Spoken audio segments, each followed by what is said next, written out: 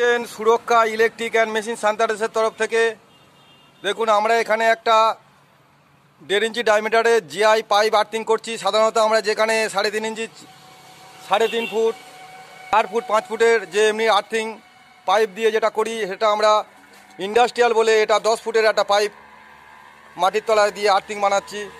এবং দেখুন এখানে দুটো ছিদ্র করা আছে, দুটো ছিদ্র, এবং এখানে ফুল পাঁচের নাট ব্যবহার করা হবে। আমরা ওটাকে ছিদ্র করে নিয়েছি, নেওয়ার পরে এবার আমরা হামবোর্ড দিয়ে ওটাকে মাটির তলা পুশ করিয়ে দিচ্ছি। কারণ আমাদের এটা গ্রাম্য এলাকা, 10 ফুট যাওয়াটা স্বাভাবিক, কিন্তু শহরাঞ্চল হলে 5 ফুটের বেশি সম্ভব হয় না, কারণ ওখানে প্রচুর পরিমাণে ইট কাগজ থাকে। কারণ গরমের সময় আমরা যদি দেখি যে এর লেয়ার অনেক নেমে যায়, মাটির রস কম থাকে, তাই আমরা এটাকে 10 ফুট স্বাভাবিকভাবে দেওয়া যাচ্ছে বলে আমরা এটাকে 10 ফুট পাইপ দিয়ে দিচ্ছি। এটা জিআই গ্যালভেনাইজ পাইপ।